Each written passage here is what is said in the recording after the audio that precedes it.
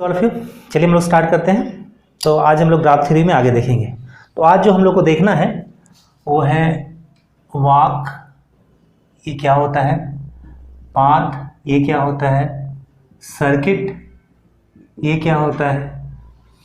ठीक है, इसी में वॉक में दो वेरिएशन है, वेराइटी है। ओपन वॉक क्या होता है, क्लोज्ड वॉक क्या होता है, वगैरह।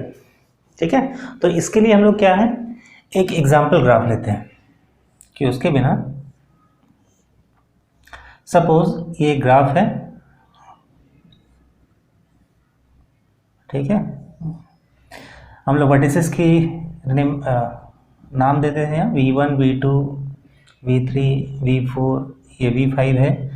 और उसी तरह एजेस का नाम देते हैं E1, E2, E3, E4, E5, E6 और ये E7। ठीक है, नाउ वॉक क्या बोलता है, वॉक का डेफिनेशन, वॉक बोलता है simply a walk is defined as finite alternating sequence of vertices and edges starting with and ending with a vertex। ठीक है, मतलब वॉक कैसे डिफाइन करेंगे, फाइनाइट अल्टरनेटिंग सीक्वेंस, मतलब एक के बाद दूसरा। ठीक है, किसका सीक्वेंस, वर्टिसेस एजेस, मतलब पहले वर्टेक्स फिर एजेस फिर वर्टिसेस फिर एजेस फिर वर्टिसेस फिर edges and so on. Start किससे होना चाहिए, एक वर्टेक्स से, और ख़त्म किस में होना चाहिए, एक वर्टेक्स पे, तो उसको आप वॉक बोलेंगे। तो इस अगर हम ग्राफ की बात करें तो चलिए हम लोग कुछ एग्जाम्पल लेके देखते हैं। सपोज हम V1 से स्टार्ट करते हैं, V1, then we come to E1, then V2, then E2, then V3, then E3, then V4। Okay, छोटा सा एग्जाम्पल लेते हैं। नाउ अब देखिए ये कहाँ से स्टार्ट है, V1, उसके बाद हम V2 कैसे गए हैं, वाया E1, तो V1 E1 V2, V2 के बाद हम कहाँ गए हैं, V3, लेकिन कैसे गए हैं, वाया E2, तो V2 E2 V3, then E3, then V4। तो ये फाइनाइट अल्टरनेटिंग सीक्वेंस है वर्टिसेस और एजेस का। ये वर्टेक्स है, ये एज है, वर्टेक्स है, एज है, वर्टेक्स है, एज है, वर्टेक्स है। ठीक है, लेकिन इसके साथ एक कंडीशन और लगा हुआ है। ये तो प्रॉपर डेफिनेशन है, लेकिन इसमें in a walk no edges can be repeated, मतलब आप वॉक में एजेस को रिपीट नहीं कर सकते कभी, but repetition of vertex is allowed. मतलब आप एजेस को तो रिपीट नहीं कर सकते, लेकिन वर्टेक्स का रिपीटेशन अलाउ है, किसमें, वॉक में। ठीक है, तो देखिए क्या ये हमारा वॉक है, तो V1 E1 V2 E2 V3 E3 V4, क्या कोई एज रिपीट हो रहा है, नहीं, तो ये क्या कहलाएगा, ये वॉक है। ठीक है, ना अगर हम दूसरा एग्जांपल लें, सपोज हम लेते हैं V1 E6 V5, अब ये लूप है, ठीक है ना, E7 then V5 then E5 then V4 then E3 then V3। ठीक है, देन ओके, इतना ही चलेगा। अब ये कहाँ से स्टार्ट हुआ है, V1 से, V1 से हम आए हैं V5 पे वाया E6, तो V1 E6 V5, यहाँ पे हम लूप में एक चक्कर लगाए हैं E7 V5। अब यहाँ देखिए वर्टेक्स रिपीट हो गया, V5 दो बार आया है, then E5 then V4 then E3 then V3। क्या ये वॉक है, यस वॉक है, क्योंकि हमारा डेफिनेशन वर्टेक्स को अलाउ करता है। ठीक है, वर्टेक्स के रिपीटेशन से कोई फर्क नहीं पड़ता। ठीक है, नाउ हम तीसरा एग्जांपल लेंगे इसी में। सपोज हम लेते हैं V1 E1 V2 E4 V4 E5 V5 E7 E6 और V1। क्या ये वॉक है, V1 देन हमारे V2 वाया E1, ठीक है। देन हम आए V4 पे वाया E4, फिर हम आते हैं यहाँ से E5 V5, देन यहाँ से हम कहाँ गए, लूप में चक्कर लगा के V5 E7, ठीक है। E7 के बाद यहाँ एक गड़बड़ हो गया, E7 के बाद यहाँ अगेन V5 होना चाहिए था, V5 then E6 and then V1, ठीक है। क्या ये वॉक है? यस, ये वॉक है। लेकिन क्या है, इसमें हम जिस वर्टेक्स से स्टार्ट किए हैं वहीं पे जाके ख़त्म किए हैं, तो ऐसे वॉक का एक ख़ास नाम है और इसे हम बोलते हैं क्लोज्ड वॉक, ठीक है।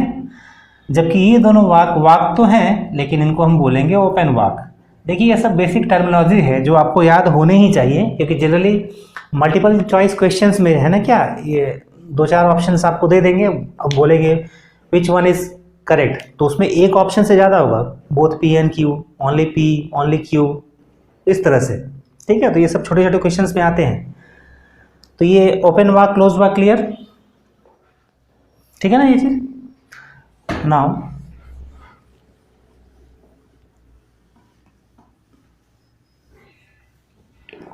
अगर हम इसी में फर्दर एक और एग्जांपल लेके देखें, सपोज हम लेते हैं V1 E1 V2 E2 V3 E3 V4 E4 V2 E2 और V3, क्या ये वॉक होगा?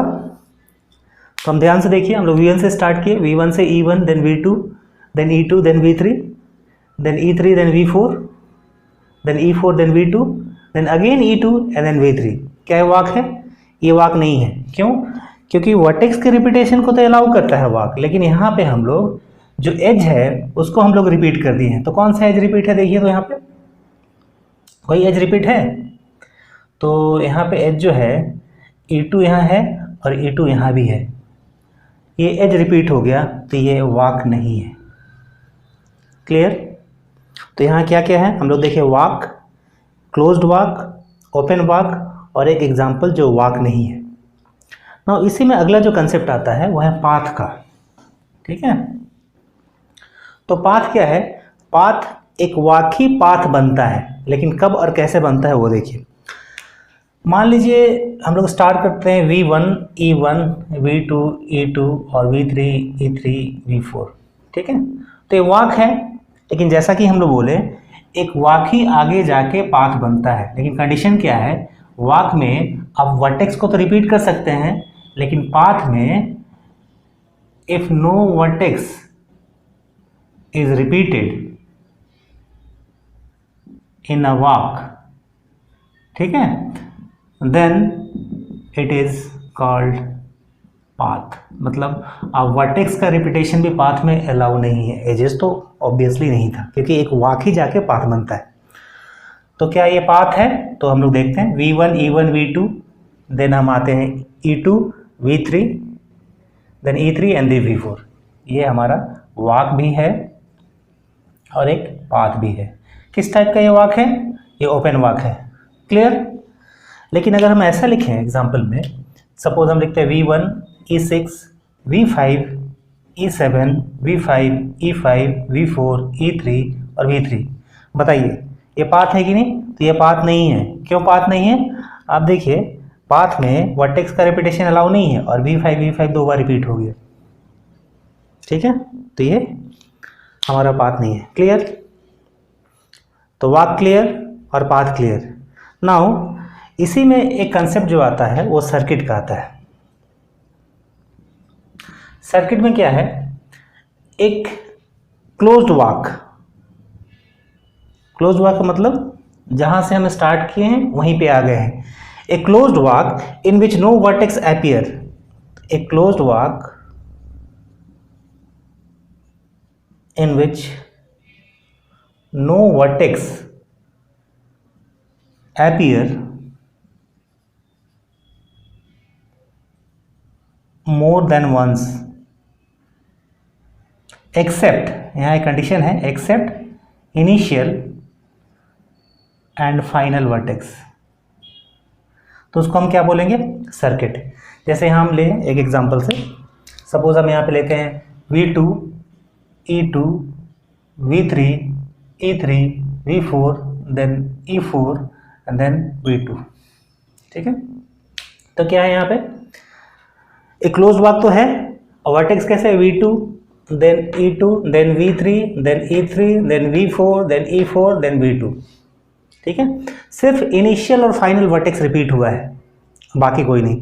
तो इसको क्या बोलेंगे, सर्किट। तो अगर हम अलग से इसको बना दें तो ये कुछ इस तरह से है, तो सर्किट मतलब लूप। ठीक है, तो होप ये तीनों कंसेप्ट आपको क्लियर हो गया होगा कि एक वाक क्या होता है, एक पाथ क्या होता है, ओपन वाक क्या होता है, क्लोज वाक क्या होता है और सर्किट क्या होता है, क्योंकि आगे चल के आपको काफ़ी काम आएंगे। ठीक है, ओके।